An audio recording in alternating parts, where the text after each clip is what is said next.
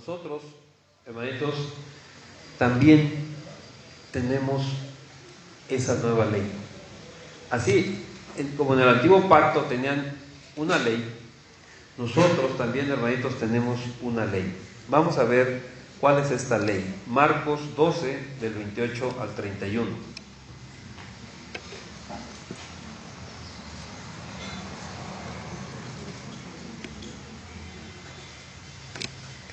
Acercándose uno de los escribas que los había oído disputar y sabía que les había respondido bien, le preguntó: ¿cuál es el primer mandamiento de todos? Jesús le respondió: el primer mandamiento de todos es: oye, Israel, el Señor nuestro Dios, el Señor uno es.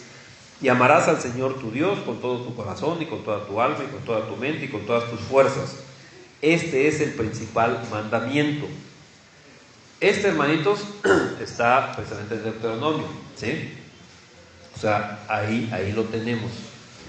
Pero va más allá. Y el segundo es semejante: amarás a tu prójimo como a ti mismo. No hay otro mandamiento mayor que estos. Hermanitos, nosotros tenemos ya no 613 mandamientos, tenemos 2 mandamientos. La iglesia de Cristo se basa en 2 mandamientos. Nada más que esos 2 mandamientos, de ahí pende toda la ley y todos los profetas. Hermanito, nosotros tenemos la ley del amor, ¿sí? Amarás al Señor, tu Dios. ¿Cómo? Con todo tu ser. Sí, todo tu ser, todo. ¿Qué hay fuera, hermanito, de tu alma, de tu mente, de tus fuerzas? No hay nada. ¿Con qué lo vas a amar entonces? Con todo tu ser, ¿sí? Con todo. ¿Y cuál es el segundo mandamiento? Amarás a tu prójimo como a ti mismo. Aquí, hermanitos, insisto, el peso del amor está en ti. Si tú no te amas a ti, no puedes amar a otro. Por eso la palabra nos dice que vas a amar a tu prójimo como a ti mismo. Fíjense bien, la palabra no se queda nada más hasta ama a tu prójimo. Ama a tu prójimo como a ti. Entonces, hermanitos, no hay que confundir el amor con apegos o con otras cosas, porque no nos estamos amando. El egoísmo, el vivir centrados en nosotros mismos, no tiene nada que ver con el amor, ¿sí? Entonces nos tenemos que amar para amar a los demás. Esos son, hermanitos, los 2 mandamientos que tiene la iglesia de Cristo. Y de ahí pende todo lo demás. ¿Por qué? Si tú amas a tu prójimo, ¿le vas a robar a tu prójimo? Pues no. Si tú amas a tu prójimo, ¿lo vas a dejar ahí que esté enfermo y esté tirado en la cama y no lo vas a atender? Pues no, vas a ir porque lo amas. Si tú amas a tu prójimo, ¿vas a hablar mal de él? No, fíjate bien, o sea, por eso es que son los 2 mandamientos. Si tú amas a Dios, ¿lo vas a deshonrar en alguna cosa? Pues no, ¿sí? Porque lo amas. Entonces, hermanitos, la iglesia de Cristo tiene estos 2 mandamientos, pero tiene normas en la iglesia, ¿sí? Vamos a Hechos 15, 28 y 29.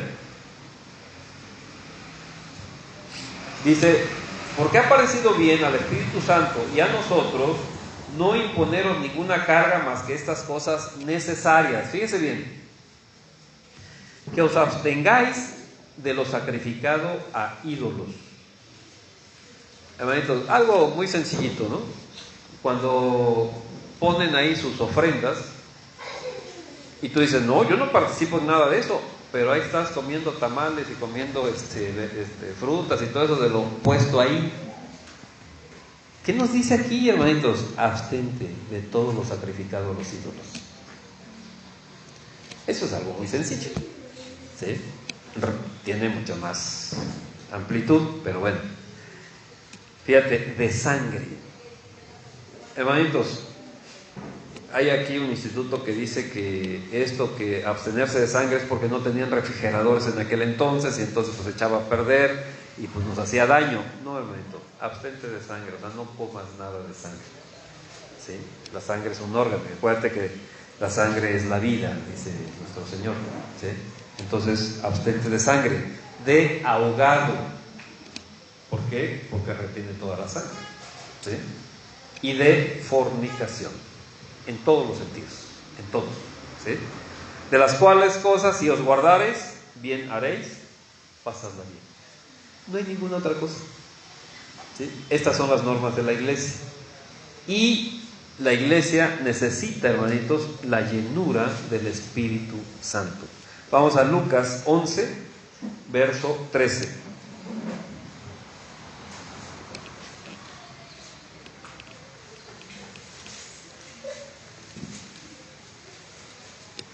Dice la palabra: pues si vosotros, siendo malos, sabéis dar buenas dádivas a vuestros hijos, cuanto más vuestro Padre Celestial. Y aquí quiero que lo vean bien, hermanitos, por lo que vamos a estar haciendo constantemente. Cuanto más vuestro Padre Celestial dará el Espíritu Santo. Fíjate bien, hermanito, ¿a quién le va a dar el Espíritu Santo, hermanitos? A los que se lo pidan. Hermano, ¿has estado realmente postrado ante el Señor y le has pedido su Espíritu, el Espíritu de Dios, el Espíritu Santo? Porque, hermanito, ¿Dios puede mentir? ¿Su palabra puede estar errónea? No. Y entonces, ¿a quién le va a dar el Espíritu Santo? Esto se está dirigiendo al pueblo de Dios, o sea, no estamos hablando de allá afuera. ¿A quién le va a dar su Espíritu Santo, hermanitos? Al que se lo pidan, ¿sí? Hechos 1:8. Aquí está hablando nuestro Señor a los discípulos de que van a recibir al Espíritu de Dios. Dice: pero recibiréis poder cuando haya venido sobre vosotros el Espíritu Santo. Fíjate bien, vamos a tener ese poder de lo alto cuando venga el Espíritu Santo sobre nosotros. Y entonces dice: y me seréis testigos en Jerusalén, en toda Judea, en Samaria y hasta lo último de la tierra. No podemos ser testigos de nuestro Señor, no podemos predicar el Evangelio si no tenemos al Espíritu de Dios en nuestras vidas, ¿sí? Ahí mismo en el libro de Hechos 8, del 14 al 17.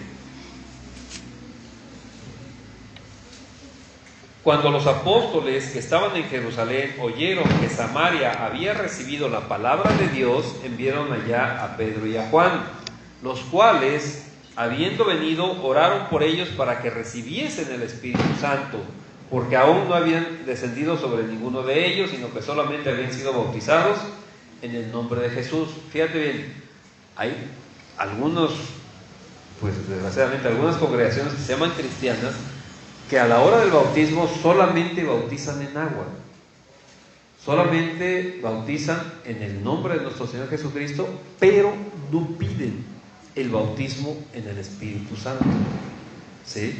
Entonces, esto es lo que había pasado ahí en Samaria. Los que estaban evangelizando habían bautizado en el nombre de nuestro Señor Jesucristo, pero nada más. Y fueron los apóstoles, y fíjense bien, ¿qué sucedió con todos ellos? Entonces les imponían las manos y recibían el Espíritu Santo. Fíjate bien, aquí no quiero que caigamos en cuestiones nada más de poses y pases, ¿sí? Uno, ahí los apóstoles impusieron sus manos y recibieron el Espíritu de Dios. Y entonces, en algunos lados he escuchado que si tú no impones las manos, no van a recibir el Espíritu Santo la otra persona. Vamos a Hechos 10, del 44 al 48. Y que además dicen, les tienen que imponer las manos, pues ya sea el pastor o algún anciano de la iglesia.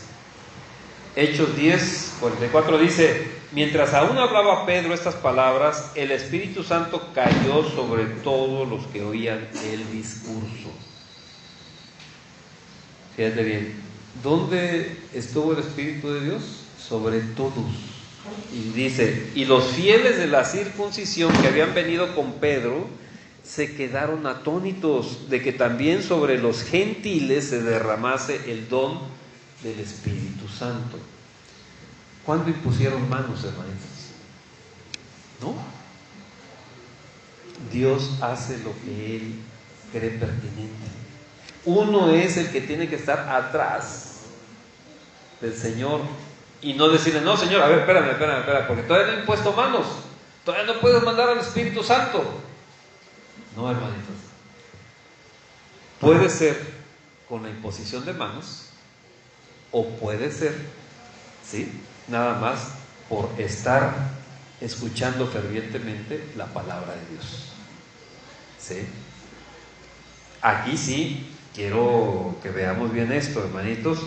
No es el Espíritu de Dios, más bien, el Espíritu de Dios es cuando estamos bajo la voluntad de Dios. Hermanitos, si algo espiritual se mueve por ahí cuando ni siquiera se está escuchando la palabra de Dios, eso no es voluntad de Dios. ¿Sí? He visto en algunas congregaciones, hermanitos, por ejemplo, cuando hace ya varios años llegó la moda esa de la risa santa, ¿sí?, y vi cómo ni siquiera un versículo leían, empezaron a reírse nada más, y entonces la gente hacía, la verdad, muy feo. Ellos decían que era espiritual, del Espíritu de Dios y todo. No. Porque si vemos aquí, hermanitos, mientras aún hablaba Pedro estas palabras, ¿cuáles, hermanitos? Estaba evangelizando. ¿Sí? No es nada más de que alguien haga ahí cosas raras y todas esas cosas. No, hermanitos. Tenemos que estar bajo la voluntad de Dios para que el Espíritu de Dios llegue a nuestras vidas. ¿Sí? Y entonces todos ellos, judíos, se quedaron. Bueno, ¿y ahora los gentiles también va a venir el Espíritu de Dios? Pues sí. Verso 46, porque los oían que hablaban en lenguas y que magnificaban a Dios. Ahora, esto, ¿por qué el Señor les pone que hablen lenguas? Pues para que ellos se den cuenta.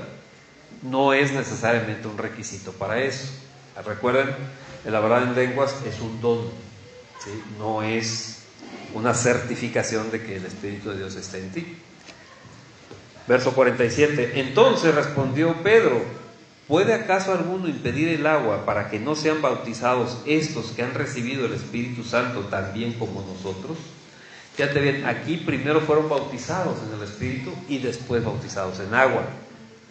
No guardemos ritos, hermanitos, sino lo que Dios quiere. Y mandó bautizarles en el nombre del Señor Jesús. Entonces le rogaron que se quedasen por algunos días. Hermanitos, entonces tenemos dos mandamientos para la iglesia de Cristo, basados en el amor, manifestados en el amor y únicamente conducidos por el amor. Tenemos normas para la iglesia: nada de sacrificar a los ídolos, nada de sangre, nada de ahogado y nada de fornicación. Y tenemos una necesidad diaria: ser llenos del Espíritu de Dios. Hermanitos,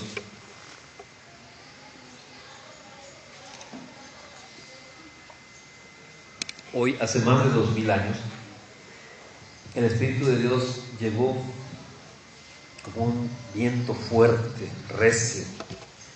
Mi hermanitos, a todos los que estaban reunidos, llegó con poder del Señor para predicar su evangelio. Hoy, hermanitos, sabemos cuál es el requisito para que llegue el Espíritu Santo de Dios hacia tu vida.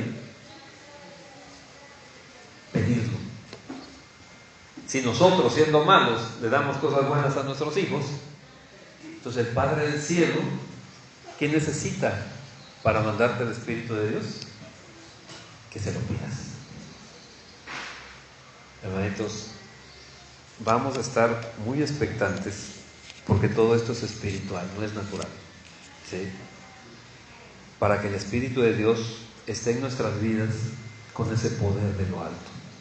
Si quieren, dejen todas sus cosas ahí a un lado, hermanitos.